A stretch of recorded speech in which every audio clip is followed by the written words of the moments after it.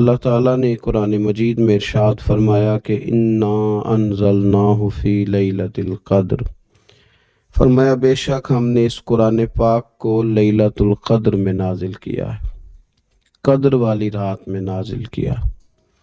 وما ادراک ما لیلۃ القدر، قرآن مجید کے انداز پر غور فرمائیں۔ فرمایا تم کیا جانتے ہو کہ لیلۃ القدر کیا ہے؟ تمہیں کیا خبر ہو کہ لیلۃ القدر کیا ہے؟ اس کی اہمیت دیکھیے۔ میں کہا کرتا ہوں کہ صرف اس ایک فکرے کو دیکھ لیا جائے، وما ادراک ما لیلۃ القدر، اور تم کچھ جانتے ہو کہ لیلۃ القدر کیا ہے؟ تمہیں کیا خبر کہ لیلۃ القدر کیا ہے؟ لیلۃ القدر 1000 مہینے سے بہتر ہے۔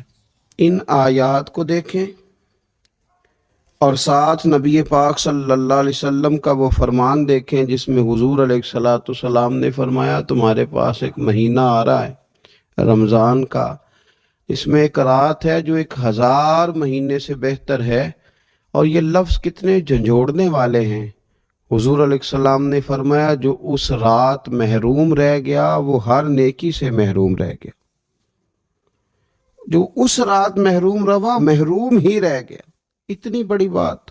فرمایا تنزل الملائکۃ والروح، اس دن فرشتے اور روح القدس یعنی جبریل امین اترتے ہیں، فیہا اس رات میں، بِإِذْنِ رَبِّهِمْ مِنْ كُلِّ امر، اپنے رب کے حکم سے ہر خیر کے کام کے لیے۔ سلام، یہ رات سلامتی والی ہے، ہی حتی مطلع الفجر، یہاں تک کہ فجر طلوع ہو جائے۔ سرے شام سے لے کر مغرب سے لے کر فجر تک یہ رات سلامتی والی۔ اس کو لیلۃ القدر اس لیے کہا جاتا ہے، ہمارے مفسرین فرماتے ہیں کہ اس دن قدر والی کتاب قرآن پاک قدر والے محبوب پہ نازل ہوئی اور قدر والی امت کی طرف بھیجی گئی۔ نبی پاک صلی اللہ تعالیٰ علیہ وسلم نے جب پرانی امتوں کی عمریں دیکھی، نہ کسی کی 1000 سال ہوئی، کسی کی اس سے زیادہ ہوئی، تو اللہ کے محبوب علیہ السلام کے دل مبارک میں یہ خیال آیا کہ میری امت کی عمریں تو بڑی تھوڑی ہوں گی، تو کیسے اتنی لمبی نیکیاں کر سکیں گے؟ تو اللہ تعالیٰ نے پھر لیلۃ القدر عطا فرمائی۔ گویا اس ایک رات میں جو آدمی نیکی کرے، 1000 دن نہیں۔ کتنا لوگوں کو شوق ہے کہ کوئی ایسا جیک لگے، یکدم میری ساری چیزیں بڑھ جائیں، اس پر بھی تو ذرا غور کرے نا۔ یہ ایک رات 1000 دن سے نہیں، 1000 مہینے سے افضل ہے۔ 1000 یکدم آپ کی نیکیوں کی عمر 1000 ماہ تک چلی جاتی ہے۔ کتنی بڑی فضیلت کی بات ہے۔ میرے رسول کریم صلی اللہ تعالیٰ علیہ وآلہ وسلم خاص توجہ دلاتے، اس رات کے حوالے سے خاص توجہ دلاتے، اور یہ رات کب ہوتی ہے؟ صحیح حدیث میں موجود ہے، نبی پاک صلی اللہ تعالیٰ علیہ وسلم نے فرمایا کہ اسے رمضان کے آخری عشرے میں تلاش کرو۔ گویا یہ جو 5 طاق راتیں ہیں نا، 21ویں، 23ویں، 25ویں، 27ویں، 29ویں، ان طاق راتوں میں اس رات کو تلاش کرو۔ اس رات اللہ کے فرشتے نازل ہوتے ہیں۔ او نوجوانوں، 10 بجے تک سونے کی بات نہیں ہوئی، 9 بجے تک سونے کی بات نہیں ہوئی، 11 بجے اٹھنے کی بات نہیں۔ حضور فرمانے لگے میں نے سنا ہے کہ عشاء کی نماز پڑھ کے سو جاتا ہے اور فجر تک سویا ہی رہتا ہے، اسے چاہیے کہ تہجد کے وقت اٹھا کرے، اللہ کی بارگاہ میں حاضر ہوا کرے، آہوزاری کرے، سجدے کرے، عبادت کرے۔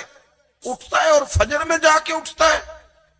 حضرت جناب حفصہ رضی اللہ تعالیٰ عنہ کہتی ہے میں نے جناب عبداللہ ابن عمر کو پیغام دیا اور میں نے کہا میرے جوان بھائی سن، نبی پاک نے فرمایا ہے تو اچھا پر تہجد میں نہیں اٹھتا، نفل نہیں پڑھتا۔ او میری ملت کے جوانوں، مزہ نہیں آ جاتا جب ساری دنیا سوئی ہو، ساری دنیا، اور بستر بھی گرم ہو اور نیند بھی پورا غلبہ کر رہی ہو، اور اچانک گھنٹی بجے دماغ میں، آنکھ کھلے، گھڑی پہ نظر پڑے، 3:30 4 بجے کا پیغام گھڑی بتائے، اور کوئی چڑھتی جوانی والا اٹھ کے وضو کرے، اور جب وہ مصلی کھول کے بچھائے تو مدینے والے محبوب کہتے ہیں کہ ہر نماز پہ رب ثواب دیتا ہے، اور جو اٹھ کے تہجد کی نماز پڑھے اسے دیکھ کے تو رب مسکراتا ہے، جو اس کی شان کے لائق ہے، جو اس کی شان کے لائق، وہ مسکراتا ہے، خوش ہوتا ہے کہ میرا بندہ تہجد میں اٹھ گیا، وہ مسکراتا ہے۔ کاش ہماری صبحیں کبھی اپنے مالک کے نام ہو جائیں، کاش کے صبح حضرت ابو الحسن رحمت اللہ تعالی علیہ حضرت معاذ ابن جبل رضی اللہ تعالیٰ عنہ کے پاس بیٹھا کرتے تھے، فرماتے ہیں ان سے جو پیار بڑھا تو پھر میرا مصلی سے بھی بڑھ گیا۔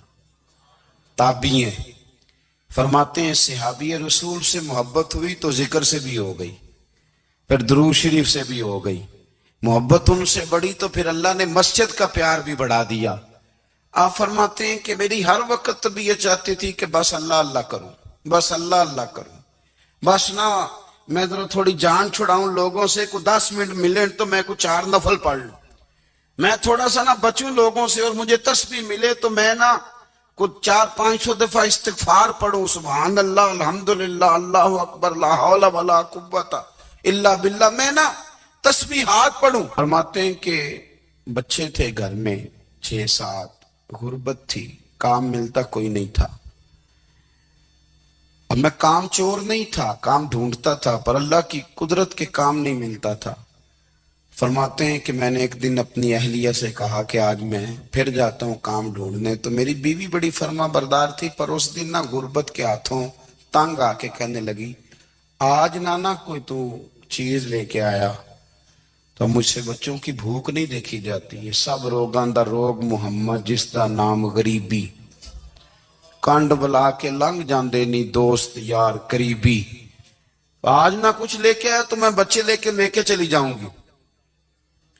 شیخ فرماتے ہیں کہ میں بڑا پریشان گھر سے نکلا، پر میں نے صبح سے لے کے زور تک کام ڈھونڈا، کام ملا کوئی نہیں، تو میرے دل میں خیال آیا چلو کام نہیں ملتا تو اللہ اللہ تو کرے نا، چلو بندوں کی مزدوری نہیں ملتی تو رب کریم کی عبادت ہی کرتے ہیں۔ فرماتے ہیں کہ میں نے نا فرات کے پانی سے وضو کیا، نہر کے، شدید دھوپ تھی، ساتھ ریت تھی، اور ریت تپ رہی تھی، میں نے اپنا رومال وہیں مصلی کے طور پر بچھا لیا، اور فرماتے ہیں کہ زور سے لے کر عصر تک نماز پڑھی، دھوپ بھی پورے زور پہ، پر میرے سجدے کا ذوق بھی پورے زور پہ۔ فرماتے ہیں سورج بھی چمک رہا ہے اور رب کی عبادت کا ذوق بھی پورے زور پہ، میں سجدہ کروں تو پھر میرا اٹھانے کو جی نہ چاہے۔ میرے استاد لکھا کرتے تھے، یہ ان کا شعر ہے، وہ کہا کرتے تھے مجھے سوز دے، مجھے ساز دے، اور مجھے نیم شب کا نیاز دے، دم سجدہ خود کو میں توڑ دوں، مجھے ایسا ذوق نماز دے، اور میں تیری بہار کا پھول ہوں، میں کھلا بھی ہوں تو تیرے لیے، مجھے میری شاخ سے توڑ لے، مجھے اپنی زلف کا ناز دے۔ بھائی فرماتے ہیں کہ عصر تک میں نے نفل پڑھے، دل ڈھلنے لگا، عصر کی نماز پڑھی اور میں وہاں سے چلا۔ اب میں جب نکلنے لگا تو دل میں خیال آیا کہ چھوٹی چھوٹی دیواریں ہیں گھر کی، بغیر کچھ لیے جاؤں گا تو بیوی دور سے دیکھے گی تو شور کرے گی کہ پھر خالی ہاتھ آ گیا ہے۔ کہتے میں نے اپنے اسی رومال میں جس میں میں نے نماز پڑھی تھی نا، رومال میں کی آخی دے پنجابی جسافہ، کہتے ہیں اسی میں نا میں نے کچھ ریت بھر لی کہ وہ دور سے دیکھے گی تو سمجھے گی کچھ لے کے آیا ہے، چلو جا کے اسے بتا دوں گا کہ آج پھر مزدوری نہیں ملی۔ کہتے ہیں وہ ریت لے کر جب میں گھر میں گیا تو پہلے بیوی دروازے پہ کھڑی ہوتی تھی، پوچھتی تھی خالی ہاتھ آ گئے ہو؟ آج میں نے دیکھا تو ہے ہی کوئی نہیں۔ فرماتے ہیں میں اندر داخل ہوا، سلام لیے، کونے میں نے وہ رومال رکھ دیا اور میں نے آواز دی کہ بھلی مانس کہاں ہو؟ تو وہ کہنے لگی آپ منہ ہاتھ دھو لیں، میں روٹی لے کے آئی۔ میں نے کہا روٹی کہاں سے آ گئی؟ یہاں تو کئی دنوں کے فاقے ہیں، تو کئی دنوں کی غربت ہے، یہاں تو اس گھر میں تو فقیری ہے۔ فرماتے ہیں کہ وہ روٹی لے کے آئی اور اس وقت کی جو موجودہ نعمتیں تھی، سمجھ لیں سلاد، اچار، ہر چیز ساتھ لائی۔ میں نے کہا کہ بچے کہاں گئے؟ کہنے لگی وہ کھانا کھا کے کھیلنے گئے، آپ کھانا کھا لیں آ جاتے۔ کھانا اس نے چن دیا۔ میں نے حیرت انگیز لہجے میں ساری نعمتیں اپنے دسترخوان پہ دیکھ کر کے بیوی سے پوچھا یہ کہاں سے آیا کھانا؟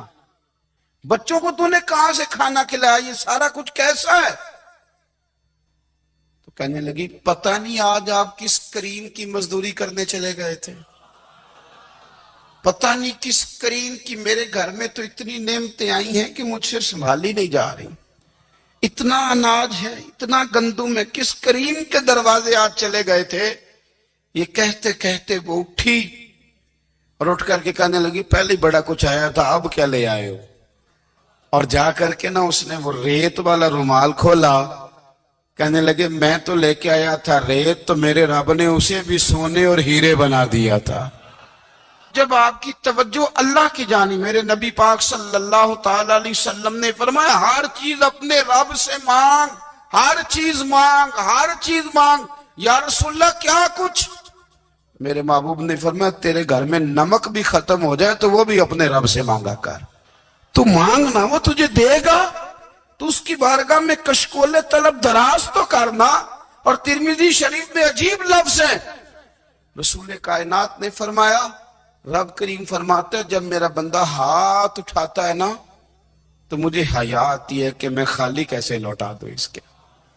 اتنے بڑے بادشاہ کی بارگاہ میں، او بھائی لوگوں سے عزتیں تلاش کرتے ہو تو وہ کیا تمہیں عزت دیں گے؟ وہ تو کل اچھا کہتے ہیں پرسوں برا کہنے لگ جاتے ہیں۔ لوگوں کے سامنے گڈ بک میں آنا چاہو گے تو وہ تو سویرے تمہارے بارے میں کچھ کہیں گے، شام کچھ اور کہیں گے۔ اپنی روحانی زندگی آباد کریں، اپنے مسلح کو وقت دیں، اور دنیا سے چھپ کر اس موبائل کو بند کر کے اور اپنے آپ سے بھی چھپ کے اور تنہا ہو کے چھپا کے سارا کچھ اپنے آنسو اپنے رب کی بارگاہ میں پیش کریں، اس کے حضور حاضری دیں۔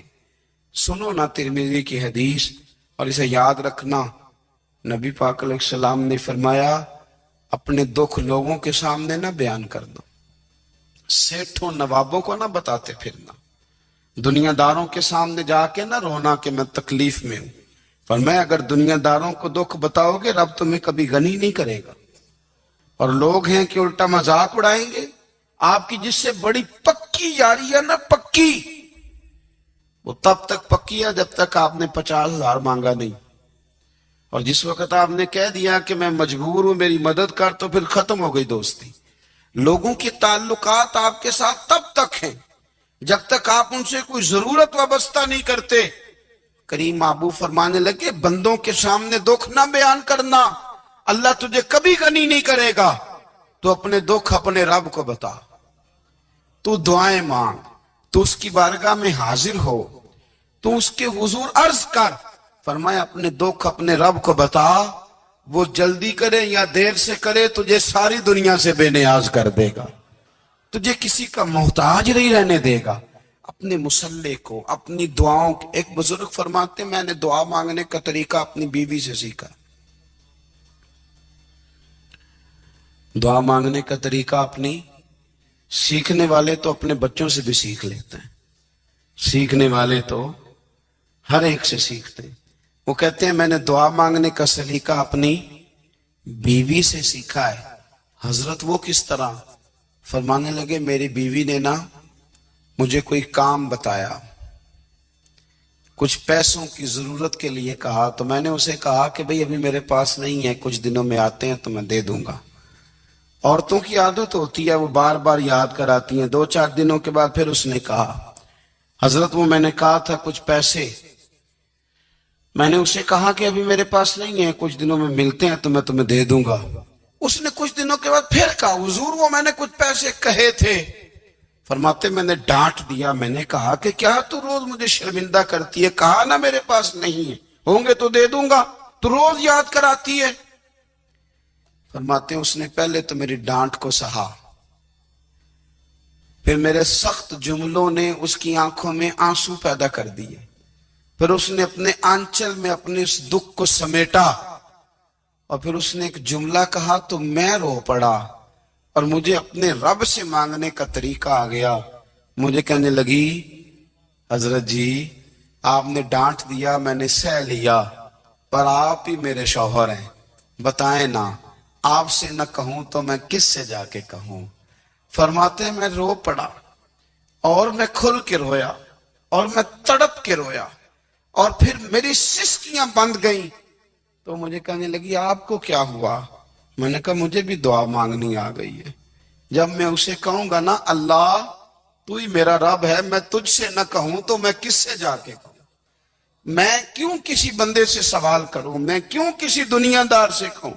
मैं तेरे बंदों का, नेक बंदों का वसीला लेके, तेरे महबूब की गुलामी लेके तेरी बारगाह में आया, तुझसे ना मांगूं तो किससे मांगूं? समझ आ गई है, जब मैं इस रंग में मांगूंगा तो मेरा रब मेरे ऊपर बड़ा ही फजल फरमाएगा, वो मेरे ऊपर बड़ी रहमत करेगा, वो मेरे लिए आसानियां करे। अजीज दोस्तों, हम इस तरह करने लग गए हैं कि हमने ना अपने ताल्लुकात पर एतमाद करना शुरू कर दिया है। मेरे ताल्लुकात बहुत हैं। हमने अपनी दौलत पर एतमाद करना शुरू कर दिया है, मेरे पास दौलत बहुत है। हमने अपने इल्म पर, अपनी शोहरत पर एतमाद करना शुरू कर दिया है कि मेरे पास फलां चीज बहुत है। याद रखना, जब बेनियाज अपनी सिफ्ते बेनियाजी दिखाता है तो बड़ी बड़ी दौलतों वाले मजबूर नजर आते हैं। भाइयों, जब इंसान का रिश्ता अपने मालिक के साथ होता है, फिर तो गम भी कुछ नहीं कहते, परेशानियां भी कुछ नहीं कहती, फिर तो जिंदगी सब्र वाली, फिर तो जिंदगी तवक्कुल वाली, फिर तो जिंदगी भरोसे वाली।